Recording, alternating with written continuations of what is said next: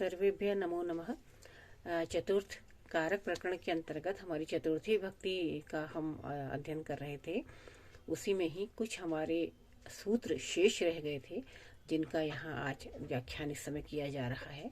तो इसका प्रथम सूत्र जो है आज के व्याख्यान का वो बड़ा महत्वपूर्ण सूत्र है और वह परीक्षा की दृष्टि से भी अत्यंत उपयोगी है। वह सूत्र है, इसका पाठ करते हैं।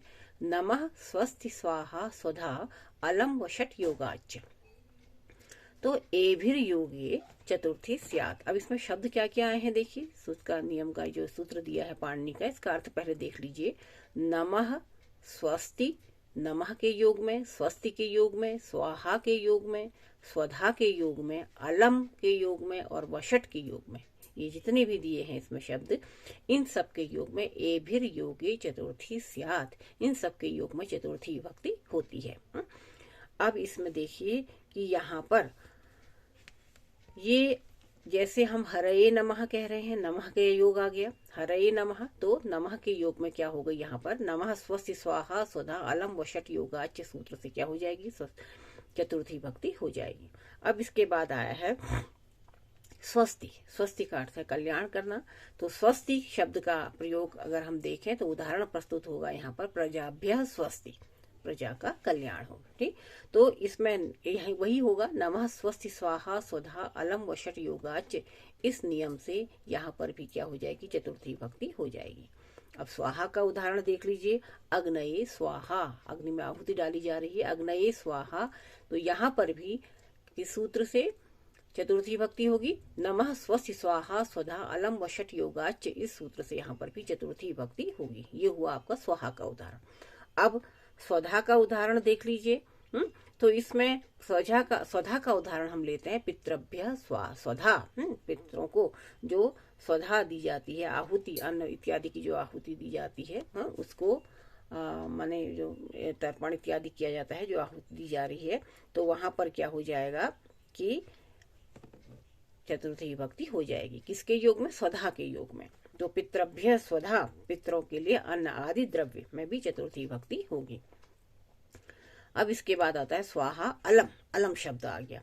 तो अलम जैसे दैत्येभ्यो हरि अलम, दैत्यों के लिए हरि पर्याप्त है। तो पर्याप्त अर्थ में यहाँ पर अलम के योग में दैत्येभ्य, दैत्यों के लिए बहुवचन है, इसलिए जो बहुवचन का प्रयोग हुआ है यहाँ पर तृतीय भक्ति चतुर्थी भक्ति बहुवचन का यहाँ पर प्रयोग किया गया है, दैत्येभ्य। सूत्र क्या है, नमः स्वस्ति स्वाहा स्वधा अलम वषट योगाच। इस सूत्र से यहाँ पर चतुर्थी भक्ति होगी। अलम हो गया। अब उसके बाद है वषट है, तो इंद्राय वषट। तो अब यहाँ पर इंद्र के लिए हवित प्रदान की जा रही है, तो इसलिए यहाँ पर भी क्या होगा, नमः स्वस्ति स्वाहा स्वधा अलम वषट योगाच सूत्र से यहाँ पर भी चतुर्थी भक्ति हो जाएगी है। तो इतने इनके योग में, तो यहाँ पर इतने भी जो हैं, इतने सबके योग में क्या होती है, चतुर्थी भक्ति होती है। तो अब इसमें देखिए कि यहाँ पर अलम शब्द का जो अर्थ है वहां पर बस करो यानी पर्याप्त अर्थ वाले शब्दों का ग्रहण किया जाता है। तो अलम के दो अर्थ फल होते हैं, एक तो निषेध होता है, उसके जहां पर निषेध होगा उसके योग में चतुर्थी नहीं होती। जैसे अलम विवादेन, ठीक है, यहाँ पर चतुर्थी नहीं होगी। लेकिन जब समर्थ अर्थ होता है, पर्याप्त अर्थ होता है, तो वहां पर चतुर्थी भक्ति हो जाती है। जैसे दैत्येभ्यो हरि अलम। ठीक है, तो इस प्रकार से इतने उदाहरण जो हैं इसमें नमः स्वस्ति स्वाहा स्वधा अलम और वषट 6 शब्द यहाँ पर हमें मिले और उनके 6 के क्रमशः हमने उदाहरण यहाँ पर देखे। अब अग्रिम सूत्र जो आता है, अग्रिम सूत्र देखते हैं, तो वो है मन्य कर्मण्य नादरे विभाषा अप्राणिषु। मन्य कर्मण्य नादरे, अब है कि अनादर प्रकट करने में, जहां पर अनादर प्रकट करने के लिए मन धातु, ये दिवादिगण की धातु है, मानना धातु के कर्म में यदि वह अप्राणिषु कहा गया है, यदि वह प्राणी न हो तो विकल्प से चतुर्थी भक्ति होती है। ठीक है। तो सूत्र क्या कहता है, मन्य कर्मण्य नादरे विभाषा प्राणिषु। जहाँ पर अनादर प्रकट करना हो वहां पर मन धातु में के जो कर्म है अगर वह अप्राणी हो, प्राणी न हो, तो वहां पर विकल्प से चतुर्थी विभक्ति होती है। अब चूंकि यहाँ पर विकल्प कह दिया गया है तो विकल्प का तात्पर्य माने एक पक्ष में चतुर्थी होगी और एक पक्ष में नहीं होगी। और जब चतुर्थी नहीं होगी तो फिर कौन सी विभक्ति होगी, तो वहां पर होगी द्वितीय विभक्ति। उदाहरण से हम इसे समझेंगे। इसका जो है वृत्ति है वो इस प्रकार है, प्राणिवर्जे मन्यते है कर्मणि चतुर्थी वा स्यात् तिरस्कारे।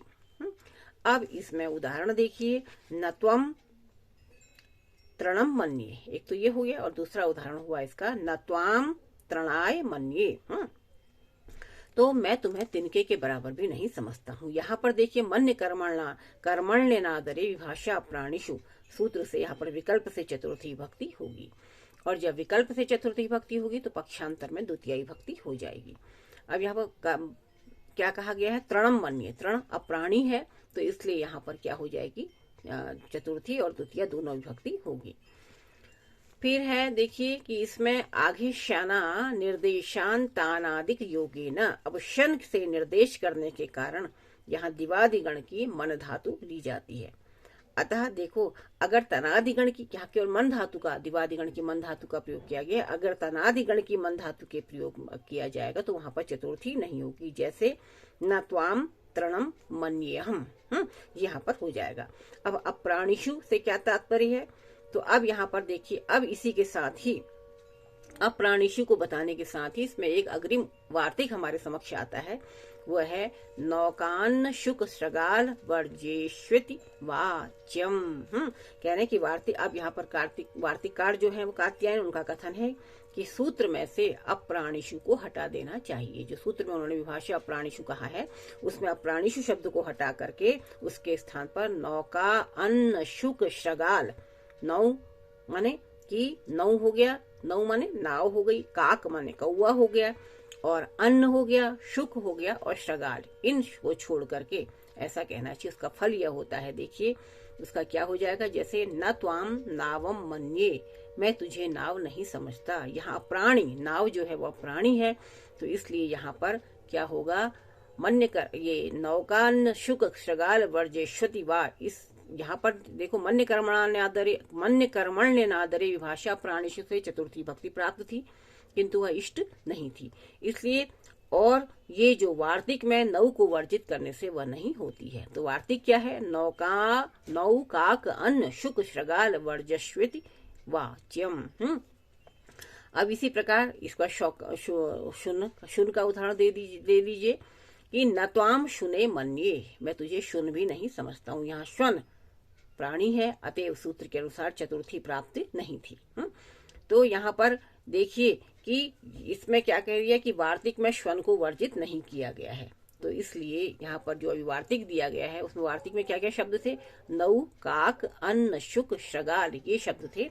तो यहाँ पर तो शुन कहा गया है ना, तो इसलिए श्वन को वर्जित नहीं करने के कारण यहाँ पर शूने में प्राणी होते हुए भी चतुर्थी विभक्ति हो जाएगी। ठीक, इस प्रकार से ये आपने देखा। अब हम अग्रिम सूत्र की ओर को बढ़ते हैं, तो वह क्या है, गत्यर्थ कर्मणि द्वितीया चतुर्थो चेष्टायाम अनध्वनि, अर्थात अद्वभिन्ने गत्यर्थानाम कर्मणि एते स्तश्चेष्टायाम। तो यानी कि वह कार्य गत्यर्थ कर्मणि, वह कर्म मार्ग न हो और शरीर की गति कहीं चेष्टा कही गई हो, तो गति अर्थ वाली धातुओं के कर्म में द्वितीय और चतुर्थी दोनों विभक्तियां होती हैं।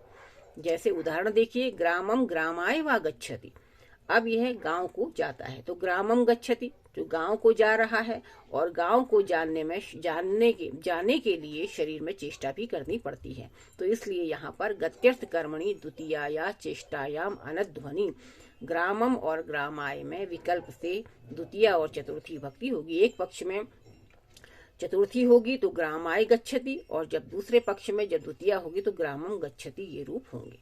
अब यहाँ पर कह रहे चेष्टायाम किम, चेष्टा से क्या तात्पर्य है, चेष्टा यह क्यों कहा गया, तो चेष्टा से तात्पर्य यहाँ पर है क्योंकि यहाँ जहाँ पर शारीरिक व्यापार नहीं करना पड़ता, ठीक है, और वहां केवल द्वितीय विभक्ति ही होती है। जैसे मनसा हरि व्रजति, मनसा हरिम व्रजति, मन से हरि के पास करा। शारीरिक चेष्टा तो वहां पर कुछ है नहीं, तो वहां पर द्वितीया हो गई। उसी प्रकार लेकिन यहाँ पर क्या है कि ग्रामाय ग्रामम ग्रामाय वा गच्छति, तो वहां शरीर को चेष्टा करनी पड़ रही है ना, तो इसलिए यहाँ पर विकल्प से चतुर्थी और द्वितीया दोनों विभक्ति होंगी।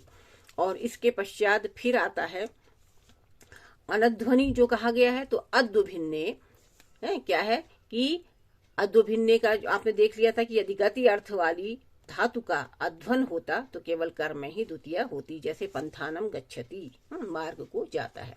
तो यहाँ पर ये क्या है पंथानम गच्छति, तो गंत्राधिष्ठिते अद्वेवायम निषेधः, तो यदि जाने वाले मार्ग जो है वो अधिष्ठित हो जाए, जाने वाला मार्ग अधिष्ठित होता है यानी कि वह इष्ट मार्ग पर स्थित होता है, तभी यह चतुर्थी नहीं होती। जब उत्पथ मार्ग में जाने में असमर्थ होकर के इष्ट मार्ग की ओर जाता है तो उस मार्गवाची में भी चतुर्थी भक्ति होती है। जैसे उत्पथेन पथे गच्छति, तो उत्पथ से पथ को जा रहा है, यानी कि कोई जाना चाह रहा है, विद्यालय जाना चाह रहा है, लेकिन विद्यालय न जाकर के भ्रम से उस विद्यालय के मार्ग को छोड़कर किसी अन्य मार्ग पर वह चला जाए तो वह उत्पथ कहलाएगा।